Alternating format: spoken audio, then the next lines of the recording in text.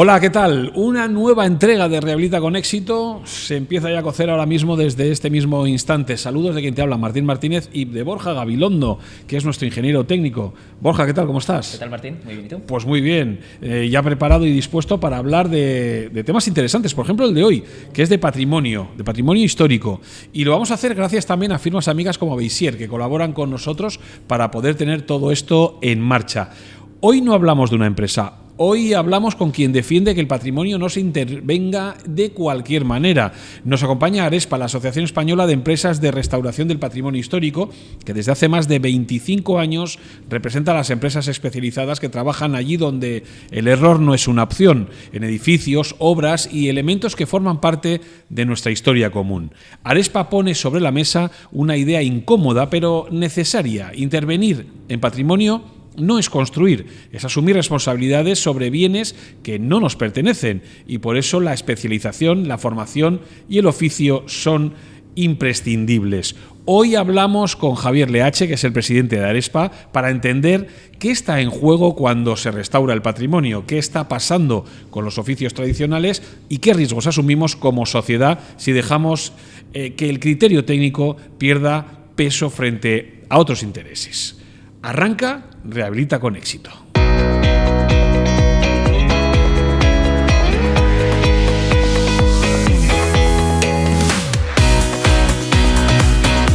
Javier, ¿qué tal? ¿Cómo estás? Pues muy bien.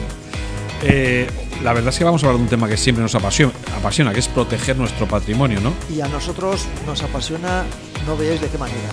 Entiendo que sí. Háblanos un poquito de Arespa. ¿Qué es Arespa? Y luego ya entramos más en detalle. Bueno, en primer lugar, quiero agradecer a Rehabilita con Éxito la oportunidad que nos da de dar a conocer más la restauración de monumentos históricos, que es una parte muy importante del sector de la rehabilitación.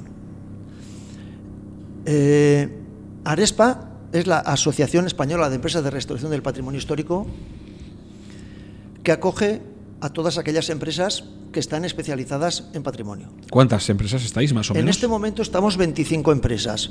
Éramos más empresas, pero la crisis del 2010 hizo que un buen número de empresas especializadas tuvieran que bajar la persiana debido a la falta de inversión y a la falta de profesionales. Claro, es que en el sector de la rehabilitación, uno de los temas que se habla mucho es de la mano de obra especializada. Claro. Si ya hablamos de restauración, eso ya es tela marinero, son palabras mayores, sí, ¿no? Bueno, en Arespa acogemos a las empresas tanto de bienes muebles como de bienes inmuebles. Las empresas de bienes muebles son aquellas que restauran obras de arte, y las empresas de bienes inmuebles son las que restauran en el patrimonio arquitectónico. Edificios. ¿No? Edificios arquitectónicos, patrimoniales.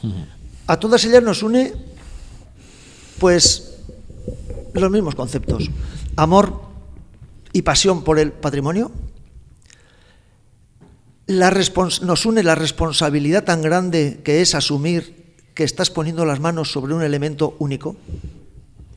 ¿No os da miedo? Yo siempre digo la misma pregunta, pero sí, es que me parece que muchas actuar veces, sobre algo que tiene cientos de años de vida o de historia. Y cientos y casi ya hasta 1000 años. Y hasta mil. Fíjate, el otro día se cayó la aguja de la Giralda en Sevilla y claro, cuando se cae o cuando se quema Notre Dame, ¿no? Que eso quizás ha sido, en aquel momento fue tan importante, a todo el mundo se le encoge el corazón, ¿no? Se nos encoge el corazón.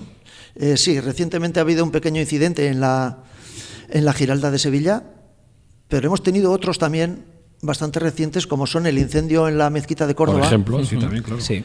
El patrimonio ha sufrido muchísimo con los incendios de este verano en Castilla y León y en la zona de Galicia. Y además, durante el invierno también tuvimos un buen desaguisado con el puente de Alcántara. Eso es verdad. Con la tremenda crecida que se llevó una parte, precisamente, yo diría rehabilitada, pero no restaurada, de ese puente. Hemos tenido una serie de incidentes que a veces intervenir en el patrimonio pues pone los nervios de punta. Además, y los pelos de punta. Ese tipo de accidentes entiendo que crean ese debate, ¿no? Entre la restauración y la rehabilitación. Mucho ¿no? debate. Luego hablaremos de la especialización de los técnicos y de todas las demás circunstancias alrededor, porque en muchas de las ocasiones no intervienen los técnicos más preparados para hacer estas intervenciones. Claro. Bueno, la semana pasada también, con el tema de las lluvias, se cayó parte de la muralla romana, también no sé en qué población gallega, pero la parte que se cayó es la rehabilitada. No la original de los romanos, era una parte... Todos los ejemplos que estáis poniendo en la mesa, casi se puede decir eso de... Bueno, se construía mejor antes que ahora, por lo que veo, ¿no? Vamos a tocar madera, pero es que también recientemente en otra iglesia de Valladolid se ha caído una parte del ábside, en una iglesia que ya estaba dando síntomas de necesidad de rehabilitación. Se habían hecho estudios, pero no se había actuado. Entonces, bueno, a los que estamos trabajando todo el día en esto, pues nos preocupa el que cuando se detectan síntomas, cuando se necesita que el edificio necesita cuidados, pues se intervenga lo más pronto posible y además por empresas especializadas. ¿Qué diferencia una empresa especializada de una quizás más estándar en cuanto a rehabilitaciones? Claro, bueno, pues una empresa especializada, como son todas las empresas de Arespa, tanto de bienes muebles como de bienes inmuebles, es aquella que trabaja todos los días en patrimonio, aquella que tiene la solvencia técnica suficiente para poder poner las manos sobre el monumento o la obra de arte. Que la solvencia técnica está garantizada a través de la experiencia de los técnicos de que dispone la empresa, de las restauradoras y restauradores y trabajadores manuales de las empresas. Y todo esto se consigue a base de años y también a base de la clasificación de contratistas del Estado, que habilita a las empresas especializadas a restaurar monumentos, que es la clasificación K7, que habilita a las empresas a restaurar. Y en bienes muebles estaba la clasificación N5, pero que por falta de inversión, el Ministerio de Hacienda en su momento decidió que iba a prescindir de esa clasificación y que pedirían solamente como solvencia técnica experiencia. Bueno, hay que darse cuenta que intervenir en un monumento es una de las mayores responsabilidades que puede haber en construcción. Estamos hablando de bienes únicos. Cuando un monumento obtiene la calificación de bien de interés cultural, no la está obteniendo en el edificio en su conjunto. Y últimamente, una de las cosas que está pasando es que se consideran que determinadas intervenciones en ese edificio, que es el bien de interés cultural, no se considera como protegida. Por ejemplo,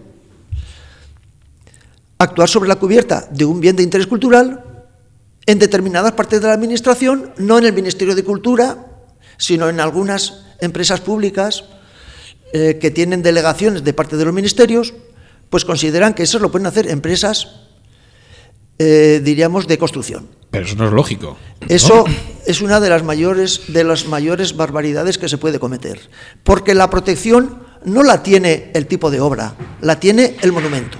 Y se puede dañar mucho el monumento aunque se intervengan simplemente en los tabiques interiores. Y por eso nuestra reclamación de que cualquier actuación esté avalada por la clasificación K7. O sea, nos estás diciendo que ni la propia administración protege el patrimonio arquitectónico. Bueno, ¿no? O bien sea por desconocimiento. En este sentido quiero transmitir lo siguiente. El Ministerio de Cultura, el Ministerio de Vivienda, que también invierte, también el Ministerio de Hacienda con sus bienes patrimoniales, tienen actuaciones magníficas, con técnicos magníficos. Pero se están haciendo delegaciones de gestión de patrimonio a otro tipo de empresas públicas, más generalistas, que no tienen los suficientes técnicos, los tienen buenos, pero no la suficiente cantidad para que esos técnicos dirijan obras por delegación de esos ministerios que he dicho. Entonces, estas empresas, como pueden ser Segipsa, Traxa, BIMSA en Cataluña y también Paradores, porque les permite la legislación, consideran que partes del bien de interés cultural pueden ser rehabilitados por empresas generalistas. Eso es un grave problema. No, cuando uno interviene en una cubierta, interviene en un edificio. Un edificio es un edificio, se compone de cubierta, cimientos, cerramientos, tabiques, ventanas, etcétera. Uno puede hacer un auténtico disparate interviniendo en la cubierta porque puede causar daño al edificio por no tener suficiente ni conocimientos, ni técnicos, ni experiencia. Hay que saber que los técnicos nuestros tienen una grandísima experiencia y están a la altura de los técnicos en Europa, tanto con Francia como con Italia, sin ninguna duda, tanto los técnicos de la administración como las empresas. Pero es preciso y es imprescindible que intervengan siempre empresas especializadas. El daño es irreversible. Eso está claro. Si hiciéramos un mapa del conjunto del patrimonio, estamos hablando de iglesias, catedrales, castillos, en fin, todo el conjunto arquitectónico, ¿cuánta parte de dicho conjunto todavía necesitaría que se le metiera mano? Es decir, que cuidarlo, porque creo que tendremos como mucho patrimonio abandonado, ¿no? Sí, bueno. Ahora mismo el patrimonio en España es ingente. El 70% del patrimonio, propiedad de la Iglesia. No hay suficiente dinero para poder restaurar todo el patrimonio. Por lo tanto, en los próximos años habrá que tratar de conservar. En este sentido, voy a explicar brevemente... Perdona, ¿cuánto porcentaje se está conservando de todo lo que tenemos? Pues has dicho que el 70% de la Iglesia... Yo creo que ahora mismo... A ver, no sabría muy bien especificar esa cantidad. Claro, es complicado, entiendo que es complicado. Claro, yo diría que el patrimonio se está cuidando bien, pero ahora estamos en un 50%. O sea, todavía queda un 50%. Queda un 50% por restaurar y conservar. Y faltan muchas inversiones. Y para esto es fundamental una ley de mecenazgo, que en Francia la tienen y muy buena. Claro. Porque actualmente la conservación cae en mano de las instituciones, es decir, de los propietarios. Vale, en este caso sería el Estado o la Iglesia. El Estado o la Iglesia u otros particulares. Claro. Pero siempre las comunidades autónomas tienen la responsabilidad de vigilar el patrimonio. Es decir, los últimos responsables son la administración. Si no se está manteniendo, hay que buscar la manera de que se restaure. Entonces, tenemos patrimonio religioso, catedrales, iglesias, ermitas, monasterios, colegiatas, ingente. Patrimonio civil, castillos, palacios, puentes, fábricas, torres incluso, medievales. ¿no? Sí, ese es el patrimonio industrial. Industrial también, ¿no? De finales del siglo XIX y principios del siglo XX. Ese patrimonio industrial está en auge. Hay edificios maravillosos, serrerías, azucareras, harineras, altos hornos en Vizcaya, que se están restaurando. El patrimonio, ahí hay un campo increíble. Se está empezando a dar pasos importantes. Y el primer paso es declararlos bien de interés cultural. Luego tenemos el patrimonio vernáculo, que es aquel que tradicionalmente utilizaba los ciudadanos para su vida cotidiana. ¿Cuál es el patrimonio vernáculo? Molinos, hórreos, fuentes, neveras. Todo eso es patrimonio vernáculo, que no lo hacían grandes ingenieros, ni grandes arquitectos, ni grandes maestros de obras. Sino la gente del pueblo. Pero brutal lo que es el patrimonio vernáculo. Y por fin tenemos lo que es el patrimonio de bienes muebles, que es obras de arte, de todo tipo de clase, metales, madera, piedra, tapices. Entonces, hay tanto que hacer que a veces es abrumador. Y por eso, una de nuestras reclamaciones es la ley de mecenazgo. Esa ley de mecenazgo, que tal y conforme pasó en Notre Dame con el incendio, permitiese aportaciones de particulares y de empresas que a su vez desgravarían en Hacienda y que ha permitido que se gasten 800 millones de euros. Y eso, aquí estamos muy cojos. Únicamente la Comunidad Foral de Navarra tiene una ley de mecenazgo cultural. Y esto es la base para que hoy día, para generar más posibilidades de restauración, porque el Estado ni la Iglesia pueden con todo lo que tienen. ¿Y qué hará la Iglesia? Porque si el 70% del patrimonio es de la Iglesia y evidentemente las arcas de la Iglesia, hombre, en España no van a más, sí, van a menos, claro, ¿cuál es el planteamiento de la Iglesia? Porque con la cantidad de edificaciones que tienen, desde muy grandes, desde catedrales hasta pequeñas ermitas... Sí. Bueno, pues ahora mismo las restauraciones que se realizan en la Iglesia proceden de varios caminos. El primero, de ayudas del Estado. ¿A través de qué? Pues a través, por ejemplo, del 2% cultural del Ministerio de Vivienda y Agenda Urbana. Segundo, de convenios con las administraciones autonómicas para recibir fondos de edificios declarados bien de interés cultural y que sean restaurados. Tercero, recibe herencias para parroquias y poder restaurar. Y con fondos propios también está restaurando. Bien, hay que tener en cuenta... Bueno, la Iglesia está haciendo un esfuerzo importante, pero tiene tanto que no puede llegar. Pero la colaboración pública-privada en ese aspecto es fundamental. Hay que darse cuenta que el 70% los tiene la Iglesia, pero generan tantos ingresos para el Estado, ese patrimonio, que también el patrimonio debe aportar a ese patrimonio de la Iglesia. Claro, porque al final, si tú quieres ir a ver la catedral, claro, vas a hacer turismo. Claro. O sea, al final es una rueda económica importante. Nosotros lo que decimos es que no hay que mirar al patrimonio desde el punto de vista de quién es el propietario, sino de cómo es el disfrute de las personas. O sea, esos son los ingresos. Y de lo que puede generar. Y lo que genera. Y ahora hablo de unos números que siempre los números dan clarividencia. En Europa, el patrimonio cultural genera 350 billones con B de euros. Es bestial. Ahí metes en el saco el turismo que... Sí. Todo, ¿no? O sea, todo. Vale. Y genera 8 millones de puestos de trabajo. Es un número. Por cada 10.000 visitantes que recibe un monumento, se genera un puesto de trabajo. Y por cada euro que se invierte en patrimonio, se generan 50 euros de reversión económica. O sea, la aportación económica al patrimonio es tremenda. Del patrimonio hacia la economía. La verdad es que son datos que desconocíamos y yo creo que no los conoce la sociedad, Javier. Estos datos deberían... Faltan estudios. Faltan estudios. Y nos llevaríamos una grandísima sorpresa agradable si se estudiase bien en qué es lo que aporta a la sociedad el patrimonio en todos los aspectos. Claro, claro. En el social, en el medioambiental. Luego hablaremos del medioambiental y del social.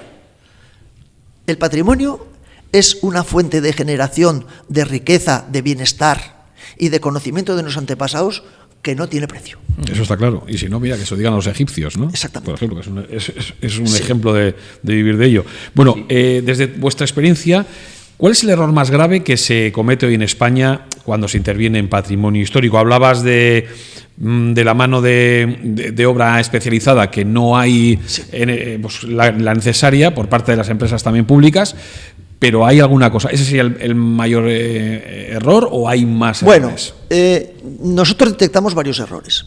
El primero error es no hacer una reforma de la ley del patrimonio histórico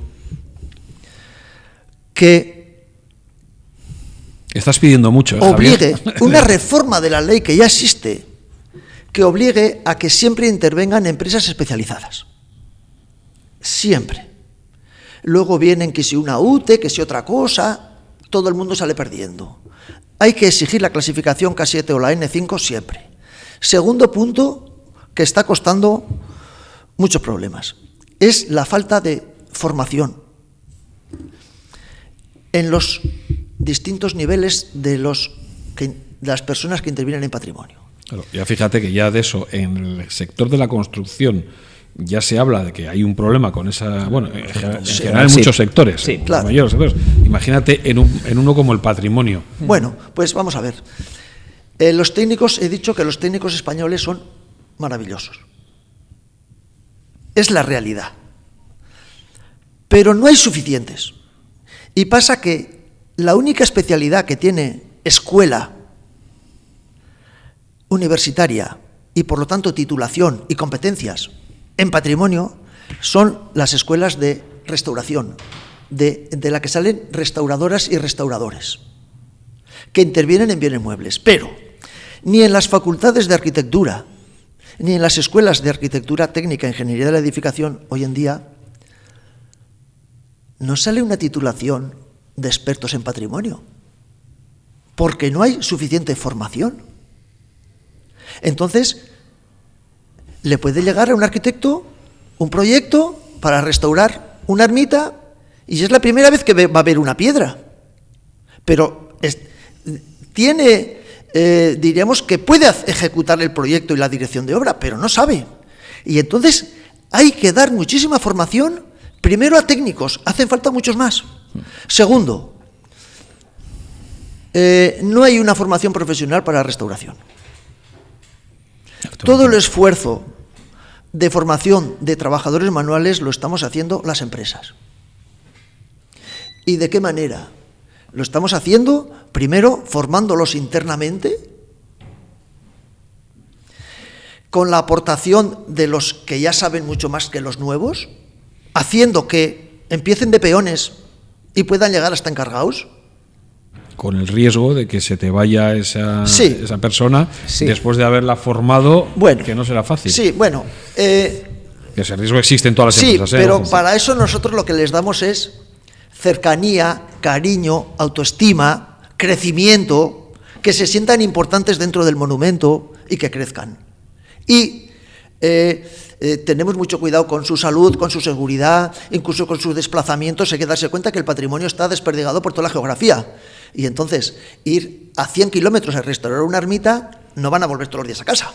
Se tienen que quedar, hay que ponerles una buena pensión, hay que buscarles un alojamiento.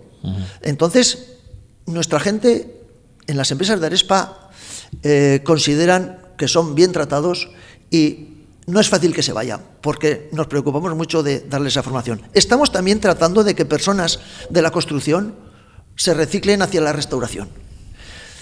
Y tenemos buenas ayudas en formación a través del Centro de Referencia Nacional de Artesanía, que nos da formación, pero es una formación muy puntual. Y no me puede caber en la cabeza cómo pueden salir fontaneros, electricistas, carpinteros, etcétera, y no pueden salir artesanos, albañiles de la restauración. Pues no hay escuelas. Y lo que es más grave, son personas que llevan 20 años trabajando, 25, 30, 15, y no puede ver reconocido oficialmente sus habilidades ni su conocimiento por ningún organismo oficial. Eso es muy malo, porque en los concursos se debe pedir que las personas que intervengan tengan una cualificación, pero no hay quien te la dé. Entonces, a través ahora del Instituto de la Cualificación del Ministerio de Educación, pues estamos haciendo gestiones que ya llevamos 3 años para que esas personas, sus conocimientos puedan ser homologables y puedan ser validados en concursos. Que es lo lógico. Pero hay una falta de profesionales muy importante y los esfuerzos de las empresas, tanto en tiempo como en dinero, está haciendo que podamos mantener nuestras plantillas y tener relevos generacionales. En algunos otros apartados que no sea lo que es la pura albañilería hay más dificultades. Forja, vidrieros, campaneros, pues tienen más dificultades para seguir las generaciones. Otro punto importante es que los propios albañiles que trabajan con nosotros nos traen otras personas que están interesadas y por lo tanto llevan mucha motivación. Y otro punto que también quiero resaltar es que en los países del este, que todavía se conserva mucho lo que es la construcción tradicional. Las personas nos aportan muchísimo. Entonces, entre las empresas estamos todo el día pensando de dónde, cómo, relevo, etcétera. Pero hay que tener personas especializadas, si no, no puedes trabajar. Oye, ¿cómo distinguimos una empresa especializada en patrimonio histórico, en una obra, o en una restauración, a una empresa de construcción generalista? Bien. ¿Hay algún...? Claro, ya has dejado claro que no. A nivel de preparación especializada no lo hay. Pero a nivel de empresa, ¿hay algún sello o algún distintivo que así lo acredite? Bueno, yo creo que lo que nos distingue es que estamos trabajando todos los días en el patrimonio. No es lo mismo que ocasionalmente una empresa trabaje en patrimonio. Por lo tanto, el conocimiento de lo que son las obras de fábrica tradicionales es la base. El conocimiento de las obras de arte es la base. Esto no se consigue de repente como uno quien dice voy a poner una tienda de moda en el kilómetro 1 de no sé qué ciudad. Pues eso no se puede hacer con dinero. Eso se consigue a base de tiempo, de buscar los mejores técnicos, de fidelizarlos en las empresas con mucho cariño, de estar todo el día pensando en los trabajadores, que estén a gusto, que estén bien, y se pide con la solvencia técnica que nosotros la calificamos, la establecemos, mejor dicho, en tener la clasificación K7 y poder recuperar la clasificación N5 de bienes muebles. Eso es lo que nos distingue. Una empresa que tiene la clasificación K7 está preparada para restaurar. El que no la tiene, no está. Por lo tanto, cuando tiene que restaurar, tiene que subcontratar y ya tenemos un problema. Porque es que el conocimiento de la piedra, los morteros, las tejas, las estructuras, lo tenemos las personas y especialmente los técnicos y los trabajadores de las empresas especializadas. Lo que nos distingue es la solvencia técnica, disponer de trabajadores especializados, y la solvencia técnica la obtenemos a través de la clasificación de contratistas del Estado, especialidad restauración de monumentos.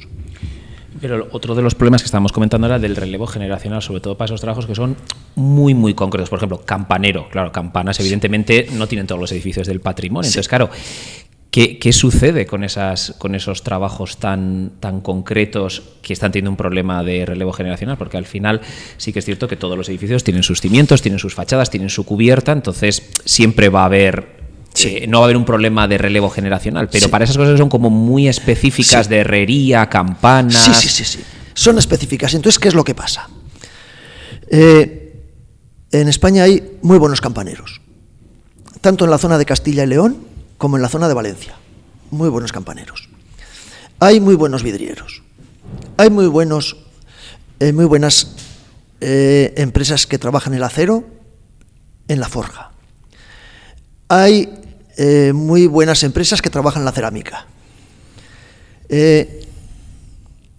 Solo se consigue el relevo generacional con inversiones. Si hay falta de inversiones, pueden desaparecer los campaneros. Si hay falta de inversiones en vidrieras, pueden desaparecer las vidrieras.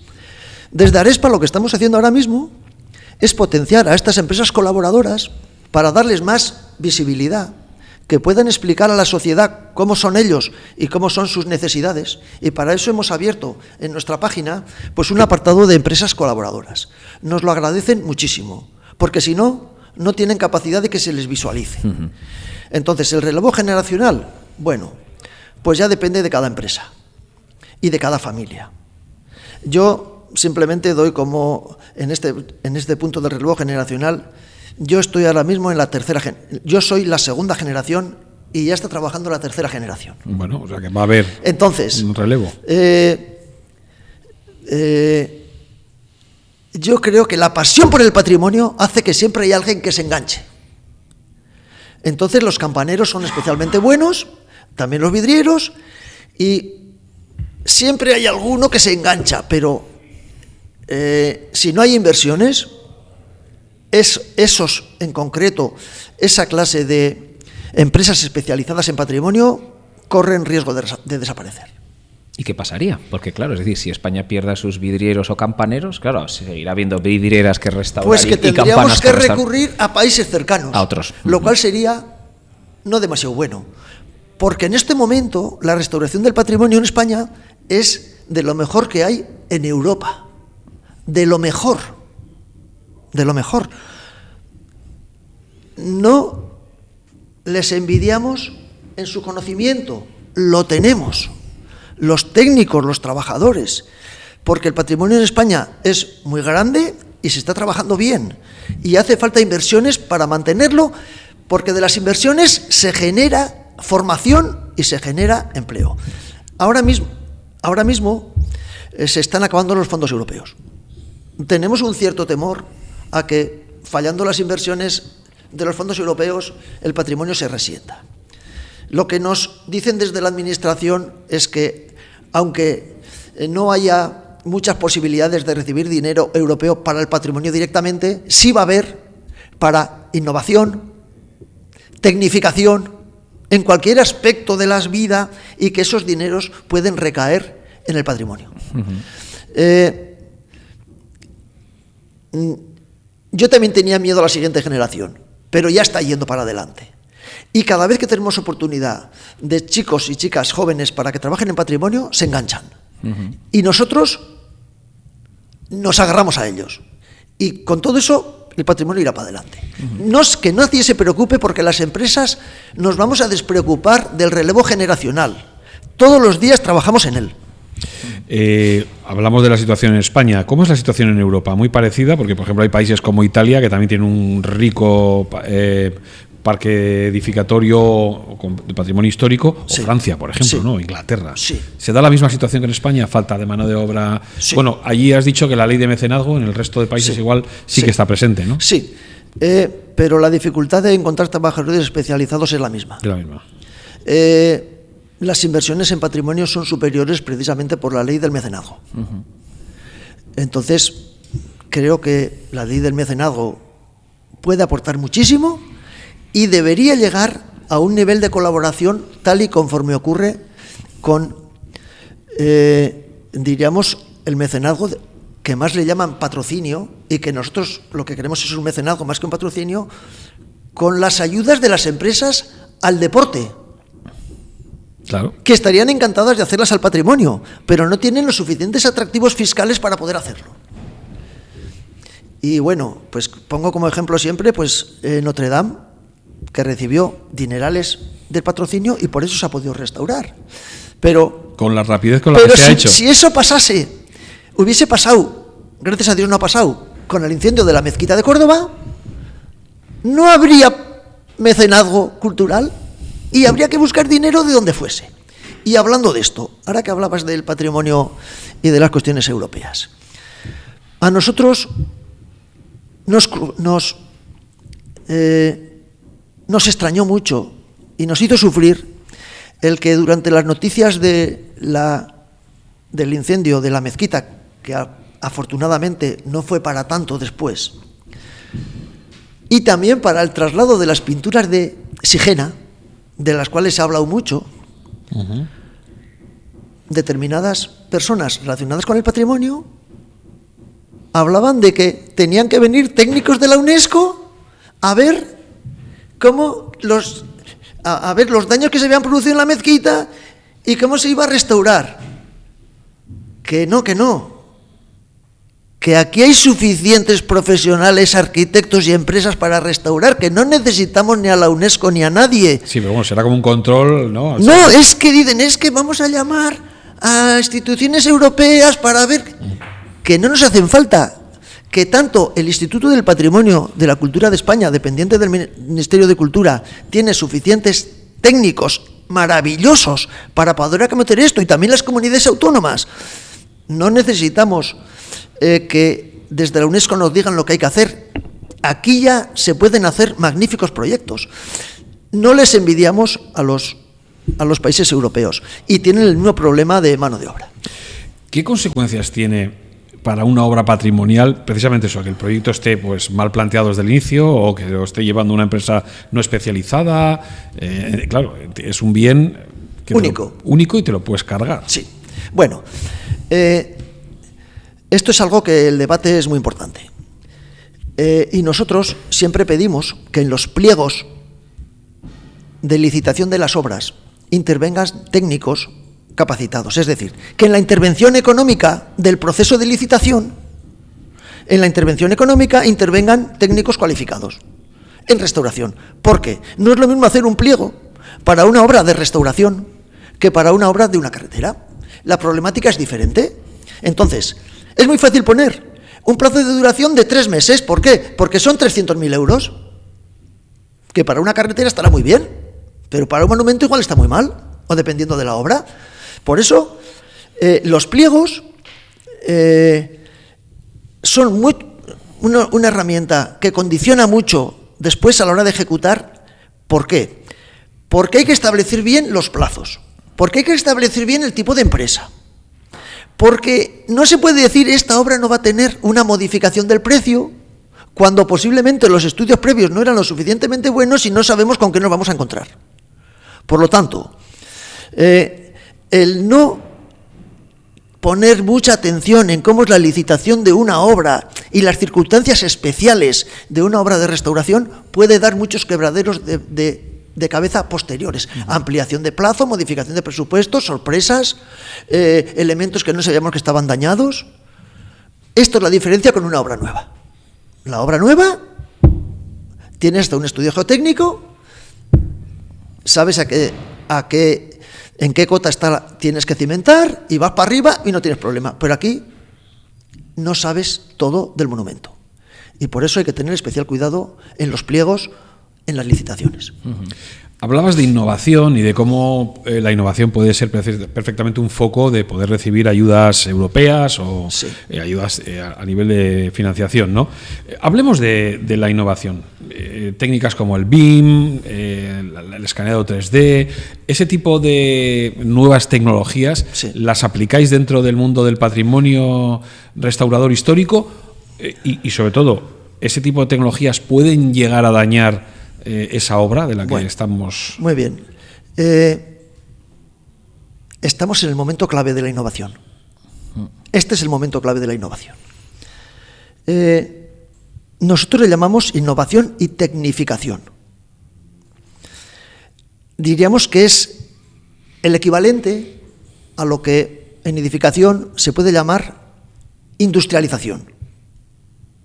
Nosotros preferimos llamarle tecnificación. ¿En qué aspectos? Primero, nanotecnología. Se están utilizando materiales para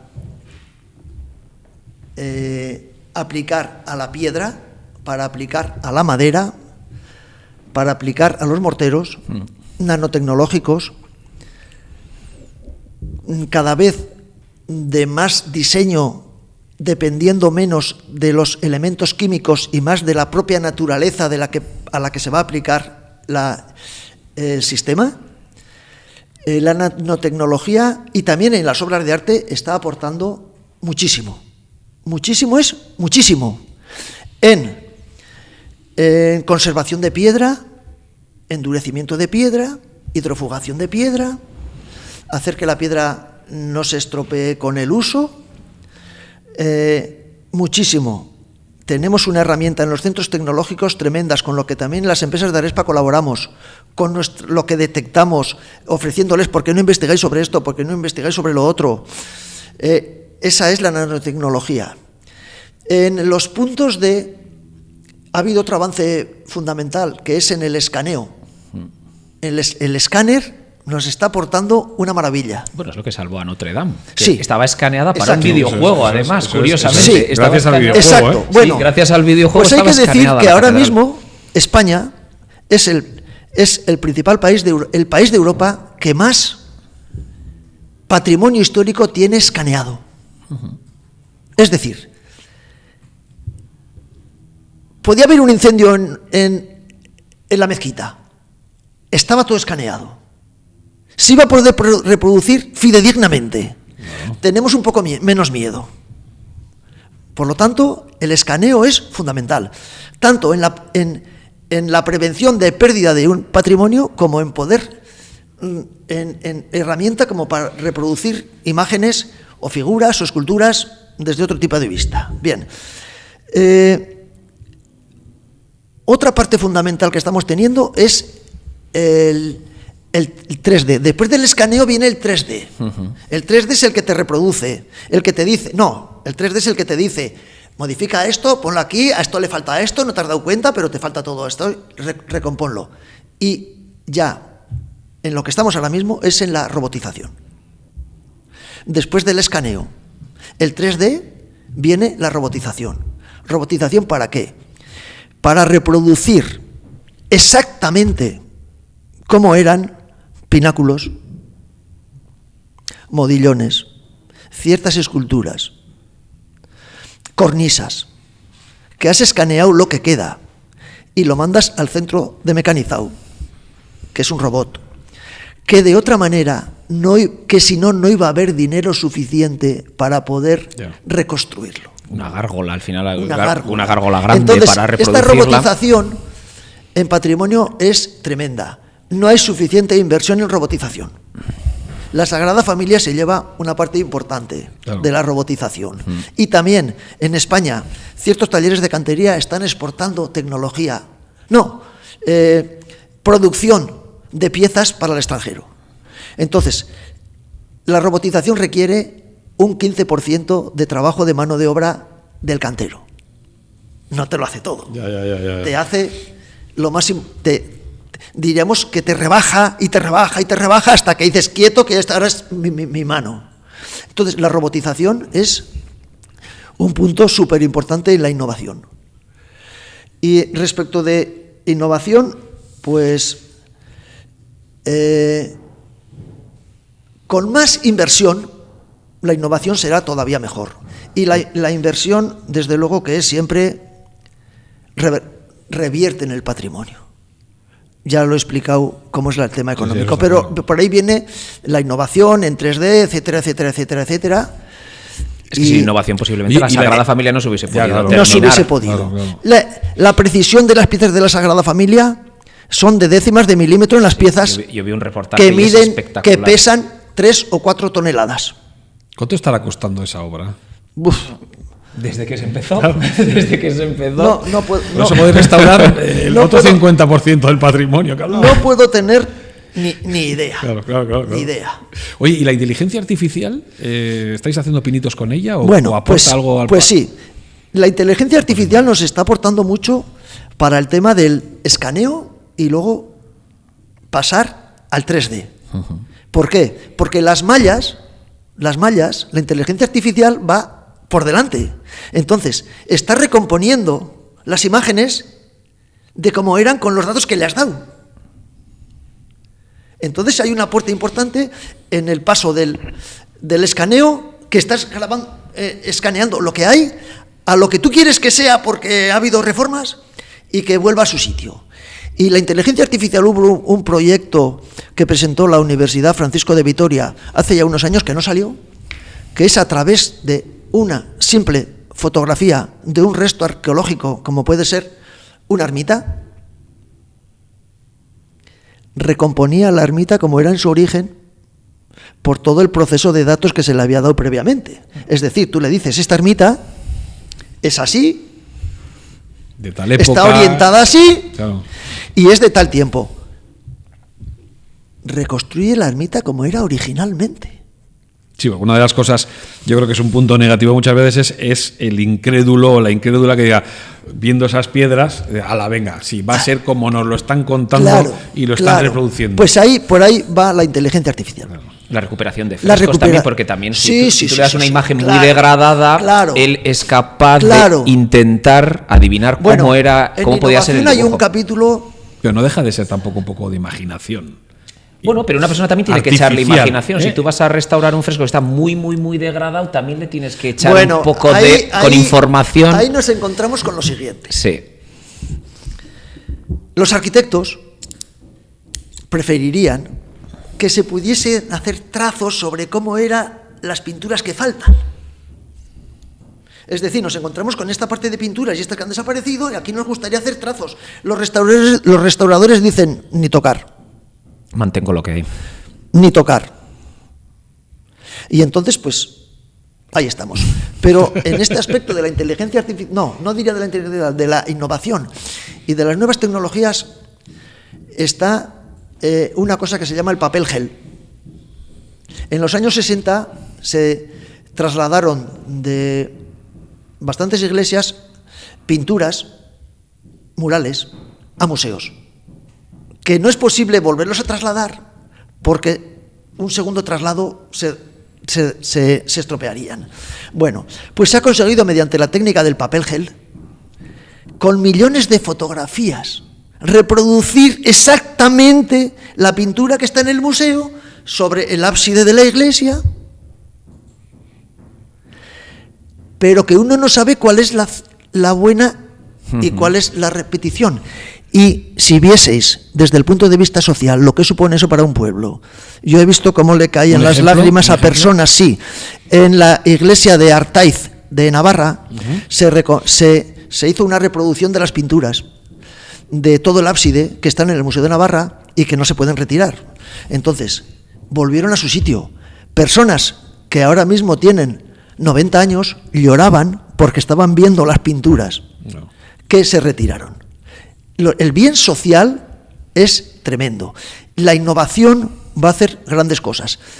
Y yo suelo utilizar una cosa en el tema del bien social que hace el patrimonio. Las palabras de Ronald Balfour. Ronald Balfour era el jefe de la brigada de conservación de monumentos durante la Segunda Guerra Mundial, una división que hubo en Europa, que se encargaba de la protección de los monumentos y que propició una película, primero un libro, The Monuments Men. Bueno, pues este decía, no podemos dejar que se pierda aquello a lo que tantas personas han dedicado tiempo, cuidados y destreza. Si eso pasase, perderíamos una gran parte del conocimiento de nuestros antepasados. Eso significaría que seríamos más pobres. Ahí se resume el beneficio social del patrimonio. Ya está claro, y además eso lo estamos viendo y padeciendo con las guerras que estamos viviendo, sí. Incluso en Europa mismo, ¿no? Está ocurriendo. Hablábamos de la tecnología. ¿Tanta tecnología puede perder el respeto a ese oficio? Porque choca mucho, ¿no? El hecho de que, bueno, puede ir de la mano, pero que se esté usando tecnología. Hablabas de los robots, sí, por ejemplo, también, pero también se habla en este sector de esa especialización, de ese oficio tradicional, ¿no? Sí. ¿Puede matar la tecnología al oficio tradicional? No lo va a matar. Por lo siguiente, en tiempos de mis antepasados que trabajaban en esto, los andamios eran de madera. No había una grúa. Nosotros hemos hecho andamios metálicos. Hemos utilizado grúas. Desde hace mucho tiempo en la cantería se utilizan compresores, herramientas que se trabajan con la mano, pero que a través del aire funcionan, y herramientas eléctricas. Que nadie se preocupe. La piedra es la que debe ser. El robot hará una parte, pero la mano del hombre la terminará conforme quiere el hombre, no conforme quiere el robot. Hay que estar tranquilo. Una cosa en la que estamos trabajando, y mucho, y que, porque ahí sí que se puede producir un daño que se está evitando, es la aplicación de las energías renovables a los edificios. Cosa tan importante en la rehabilitación.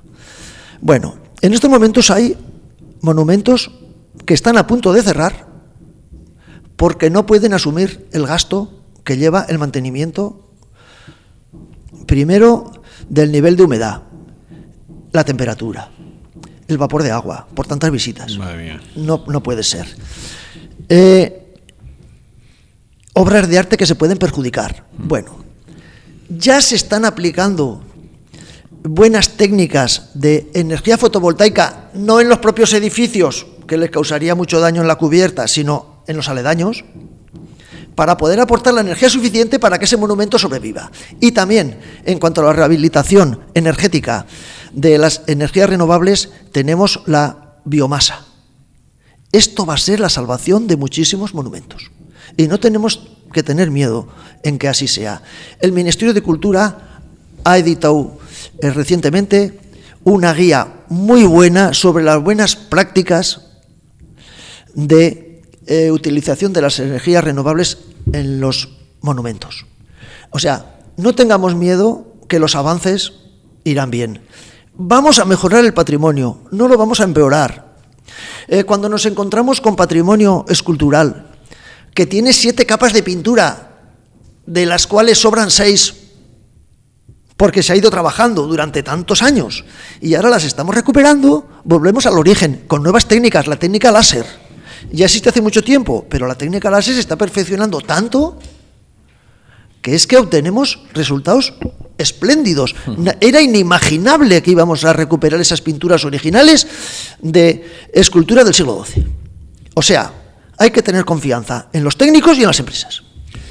Para terminar, Javier, pregunta apocalíptica. Sí. ¿Vale? Si mañana desaparecieran todas las empresas especializadas en restauración, ¿qué crees que pasaría con nuestro patrimonio en una década, por ejemplo, o en 15 años? Bueno, pues... Imagínate que no estáis. Pues vamos a ver. Que Arespa no existe. Tenemos un dato. De cada euro que no se invierte en conservación, en los próximos años hay que invertir 500. Y si no, va a desaparecer. Las empresas no pueden desaparecer, pero no van a desaparecer. Tiene que estar todo el mundo tranquilo, porque tenemos pasión por el patrimonio. Y las generaciones siguientes lo van a tener. Y tenemos que transmitir a la sociedad lo que es el patrimonio. Y les vamos a convencer de que se tienen que preocupar de él. Y recientemente también el Ministerio de Cultura ha editado un libro en el que ha participado, una publicación, ha participado mucho Arespa, que es el libro verde del edificio. No, perdón, el libro verde del patrimonio, no del edificio, del patrimonio, que dice, lo voy a leer: la sociedad considera el patrimonio cultural como uno de sus máximos valores. Por lo tanto, en la misma medida debe apreciarse la importancia del trabajo de aquellos que se especializan y se dedican a su conservación y restauración. Es decir, hay que dar formación, hay que cuidar a los trabajadores y hay que cuidar a las empresas. Ese es el futuro del patrimonio. Hace nada, mes y pico, a finales de diciembre, fallecía Cecilia Jiménez, que era aquella mujer del ECEOMO. Ese fue un caso que, por un lado, bueno, la mujer lo hizo con toda la voluntad porque efectivamente no había fondos para poder restaurar ese tipo de obras, ¿no? Yo no sé si esa obra sería muy importante o no, pero claro, es el claro ejemplo de no poder dejar en manos de personas que no tienen especialidad, que no tienen ese estudio realizado, una obra de estas características, ¿no? Vamos a ver. Y eso que la sociedad, yo creo que a la mujer la salvó, ¿no? Sí, vamos a ver. Al principio lo pasó muy mal, ¿eh? La mujer al principio lo pasó fatal, ¿eh? Muy mal. Lo que pasa es que tuvo tanta repercusión mediática por todos los sitios que aquello se infló mucho el globo. Recientemente hemos tenido la Macarena de Sevilla. También. Que le han hecho otro disparate y ya se ha recuperado. Pero es que, claro, entre tanto, alguna vez tiene que pasar. Por eso lo que pedimos es que siempre personas muy cualificadas en la intervención, porque si no parece que todo el mundo puede hacer cualquier cosa y no todo el mundo puede hacer cualquier cosa. Para conducir un coche hay que tener un carnet de conducir. Eso está claro. Pues ahí lo dejo. Entonces, hay tanto patrimonio que alguna vez vamos a tener problemas, pero eso no es lo habitual. Y cuando eso se produce, pues da un poco de cosa, pero no es lo habitual. Pues Javier, ha sido un lujo, la verdad es que escucharte, la pasión con la que lo cuentas además denota eso, que vives para ello, para proteger nuestro patrimonio. Seguiremos hablando, si te parece. Bueno, pues a vuestra disposición desde Arespa para cuanto necesitéis.